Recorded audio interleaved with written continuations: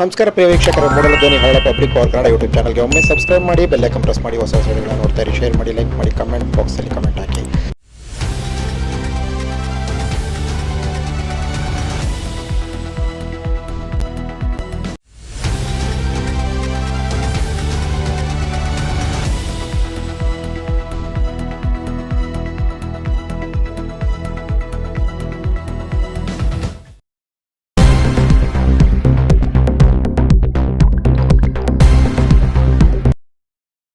ಯುವ ಕರ್ನಾಟಕ ವೇದಿಕೆಯ ಜಿಲ್ಲಾಧ್ಯಕ್ಷ ಅಯಾಜ್ ಕನ್ನಡಿಗ, ಮೊಹಮ್ಮದ್ ಅಯಾಜ್ ಕನ್ನಡಿಗ, ಜಿಲ್ಲಾ ಗೌರವ ಸಲಹೆಗಾರ ಗೌರವಾಧ್ಯಕ್ಷರಾದ ಇದ್ರುಷ್ ಪಾಷಾ ಮತ್ತು ತೋಸಿಫ್ ಮೂವರು ಬಂಧಿತ ಆರೋಪಿಗಳು ಮರಳು ಲಾರಿಯನ್ನು ಜುಲೈ 14 ಮಧ್ಯರಾತ್ರಿ ನರಿಪುರದ ಬಳಿ ಅಡ್ಡಗಟ್ಟಿದ್ದರು ಎಂಬ ಆರೋಪದಲ್ಲಿ ಕನಕಪುರ ಶಿವಮೊಗ್ಗ ಚಾಲಕ ದೂರು ನೀಡಿದ ಹಿನ್ನೆಲೆಯಲ್ಲಿ 10,000 ಹಣ ವಸೂಲಿ ಎಂಬ ಆರೋಪದ ಅಡಿ ಮೂವರನ್ನು ಪೊಲೀಸರು, ಕೊಳ್ಳೇಗಾಲ ಗ್ರಾಮಾಂತರ ಪೊಲೀಸರು ಬಂಧಿಸಿ ಪ್ರಕರಣ ದಾಖಲು ಮಾಡಿದ್ದಾರೆ. ಹಾಗಾಗಿ ಅವರನ್ನು ನ್ಯಾಯಾಂಗ ಬಂಧನಕ್ಕೆ ಒಪ್ಪಿಸಲಾಗಿದೆ ಎಂದು ತಿಳಿದು ಬಂದಿದೆ.